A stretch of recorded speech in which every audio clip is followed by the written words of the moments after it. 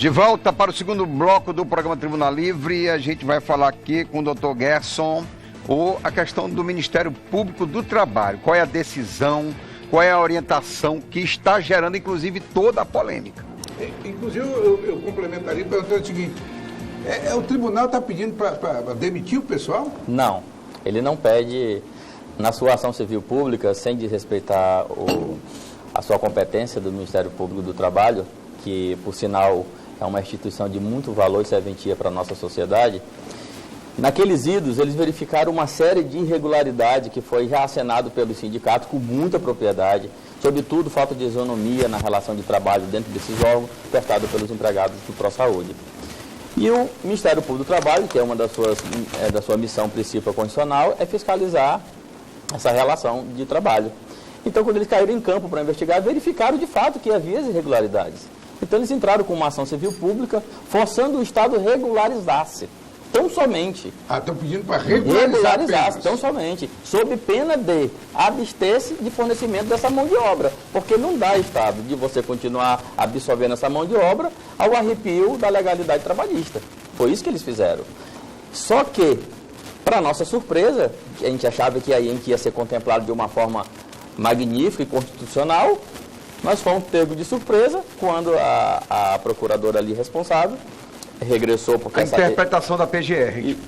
Não, do próprio Ministério Público do Trabalho, quando veio lá de Rondônia, porque o TRT funciona lá, ela foi numa sexta, quando ela chega aqui na segunda, sentou com os sindicatos, com o representante do governo, e decretou dizendo que não tinha uma outra saída. Como? Se o próprio acordo não previu isso? E pasme, dentro do princípio da reserva legislativa, que cabe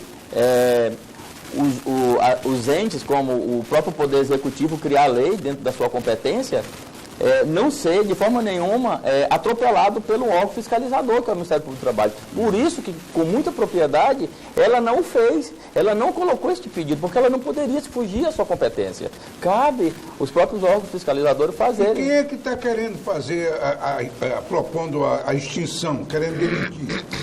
Então, pós-acórdão, isso voltou para Rio Branco, levou-se isso para o seio do governo, também para a administração do ProSaúde, e entre eles chegaram a essa máxima de quê? De demitir o pessoal. Mas aí eu pergunto para vocês, eles desconsideraram tudo o que foi feito ao longo dos 8, 9 anos de exercício do ProSaúde, sobretudo a questão do concurso público. Doutor Gerson, só um pouquinho. Aí eu quero entrar aqui com o Raimundinho, por quê? Porque a gente viu, em algumas situações, inclusive um debate até público entre o senhor e o vereador doutor Jackson, né, de que havia agora uma abertura dentro do governo para um novo debate, iniciar uma nova discussão para evitar essa demissão e esse problema grave que traria para a saúde. Em que pé está essa situação política? Qual é o encaminhamento político que está sendo dado para a questão? Muito boa pergunta, Estélio. E até eu me senti surpreso, porque nós não é da agora, eu venho conversando com o doutor Gerson há mais de um ano, prevendo isso que está acontecendo aqui agora. A gente vem conversando, vem estudando, montamos uma banca de estudos para esse momento. Quando, minha surpresa, o vereador, junto com o governador, disse, daqui para frente eu assumo. Eu conversei com os advogados, falei, não vou atrapalhar, vou me retirar para que as coisas funcionem, porque o meu interesse era que os trabalhadores não fossem demitidos. Só que foram a reunião na PGE, o vereador sumiu, não apareceu mais, não deu notícia, voltamos a agir. Agora... Está na estaca zero ou tem negociações? Para mim, estranheza já era para ter sido resolvido, porque ele disse que ia resolver. E não resolveu nada. Agora, agora há pouco, foi comunicado que o parecer da PGE chegou na Assembleia hoje à tarde. Né? E aí a gente vai estar terça-feira sentado com a doutora Evelena, com o pessoal das comissões, para estudar esse parecer da PGE. E qual é a opinião do governador? O que é que o governador do Estado, o senhor Sebastião Viana, pretende fazer com relação a isso? O que é que ele pensa sobre isso? Na realidade, se o governador quisesse, era só uma canetada. Está todo mundo pronto, vamos ajeitar. Mas eu creio que o governador está aproveitando também da situação do Estado como está passando e uma conta a menos que vai pôr no cofre do Estado durante algum tempo. Só que, por outro lado, não está sendo visto que demitir esses servidores vai criar uma calamidade dentro do próprio sistema de saúde, que já onde existe um problema muito sério. Então não adianta de tapar o sol com a peneira. Não tem como tirar esses servidores que são concursados de uma maneira abrupta, sem que seja reposto por outros servidores. Nós perdemos hoje, foi alardado que o Estado contratou quase 2 mil funcionários nesses últimos 2 anos para a saúde, mas foi demitido em horas trabalhadas, mais de 3 mil. E o que é que vocês quer o corpo jurídico e você como representante da saúde, da Assembleia Legislativa, o que é que vocês estão propondo ao governo? Exatamente o que eu coloquei agora há pouco. A mudança da nomenclatura, transformando a paraestatal numa fundação, numa autarquia. O parecer da PGR. Chegou hoje à tarde, não tive acesso ainda. Não tem acesso ao conteúdo. Não, ainda não tive ainda. Chegou à tarde, está na Assembleia. Sobre essa questão, me permita fazer uma ressalva. Eu só queria fazer uma pequena colocação aqui, que o Ministério Público do Trabalho, junto com alguns setores do governo, está dizendo que a demissão desses servidores foi a pedido minha quando estava no sindicato e de alguns sindicalistas, que é muito, vou falar a palavra para não ofender ninguém, é uma inverdade. O que nós pedimos enquanto sindicato na época era que se fosse corrigido as aberrações que estavam sendo feitas como trabalhista. Não pagar jornal noturno, não pagar horas extras, não pagar o descanso proporcional às horas trabalhadas, uma série de outras questões que entrou carga horárias excessivas de trabalho, não tinha ponto em nenhum canto. Isso nós pedimos que fosse corrigido. E aí, aproveitaram essa correção que foi pedida do sindicato, aí estão dizendo, alegando que nós pedimos que acabasse com o ProSaúde. Toma que o filho é teu. Agora eu entendo isso porque nós compramos essa briga pelo ProSaúde, então vamos sacanear com aquele cara lá porque ele vai dar trabalho para a gente. Sobre a sua pergunta sobre a proposição de correção da lei, o que acontece? Quando a gente já lê o primeiro artigo da lei 2031 de criação do ProSaúde, a gente verifica que o Estado está criando uma paraestatal.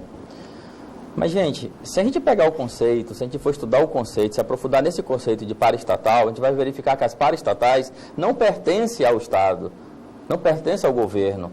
Elas estão lá no terceiro setor, ligadas diretamente à iniciativa privada organizada, à sociedade civil organizada. Então, é como se fosse uma Santa Juliana, o governo tentando fazer subvenção, tentando fazer qualquer controle diretamente lá. Mas não. Quando se cria uma organização social daquele porte, são os próprios pares, são os próprios administradores que dizem como aquilo vai funcionar. E não o próprio governo. Privado, né? Justamente por isso que o governo não poderia, a meu entender, com todo o respeito à PGE e ao governo, mas é uma posição minha, dos meus estudos, então eu verifico que ele não poderia ter criado uma paraestatal desses moldes.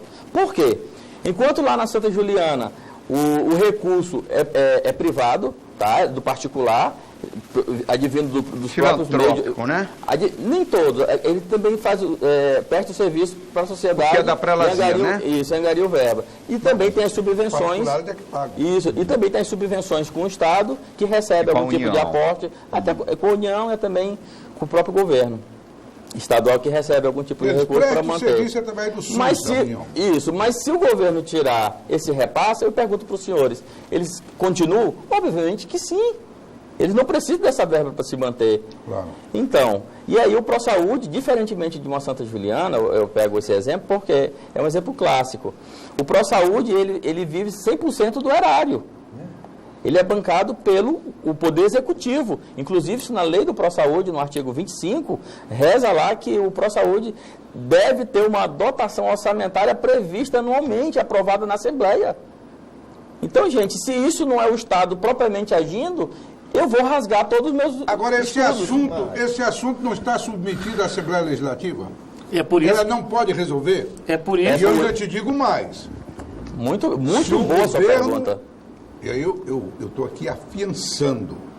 Se o governo do Estado tiver interesse, ele resolve junto à Assembleia. Porque ele tem maioria na Assembleia. Deputado. Se ele não resolver, é porque ele não quer resolver.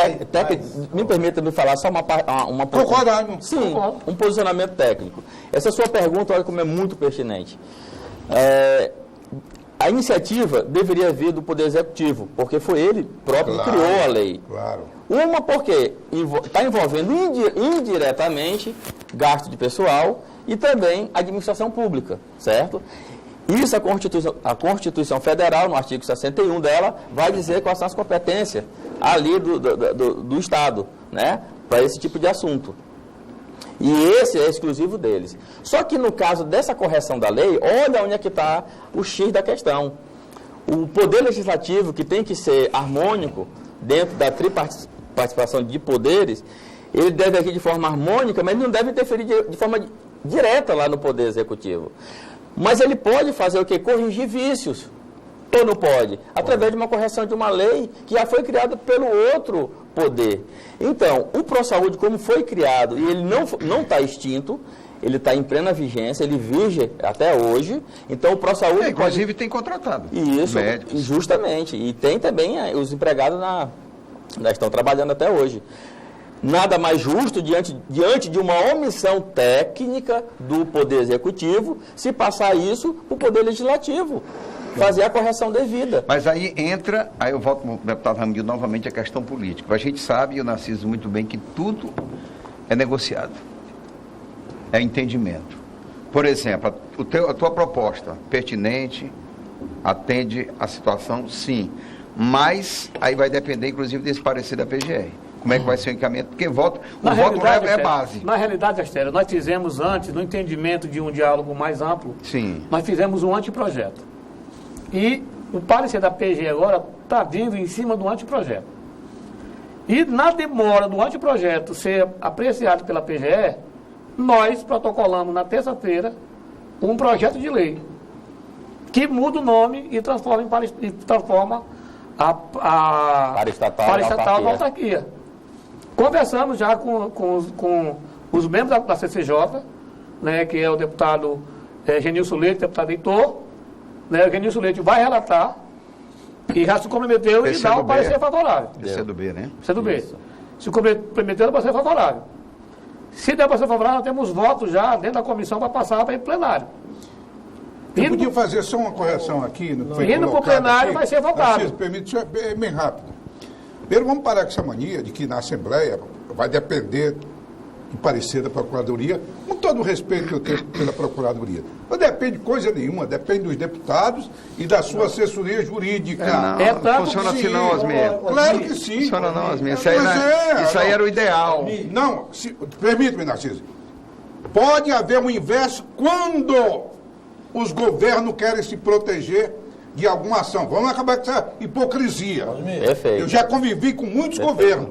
Quando o governo não quer, aí pede a PGE para dar um parecer contrário. Então não, vai dar um parecer contrário. Mas eu estou falando dentro da Assembleia. Dentro da Assembleia. A votação dentro da Assembleia é negociada com o governo. Não, sim, isso aí sim. Tecnicamente não, com todo respeito, tecnicamente não. Tecnicamente não, o ideal não. Mas agora, como o governo, aí sim, há uma relação.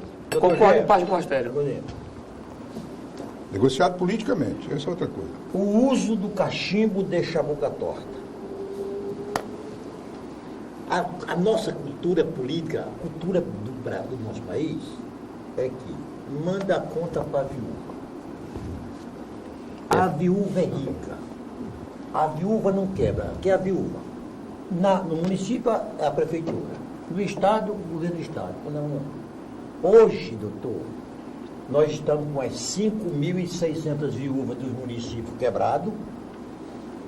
Eu vi um levantamento... Falta de gestão e má administração também, Astério. Desculpa, Narciso. Dá licença.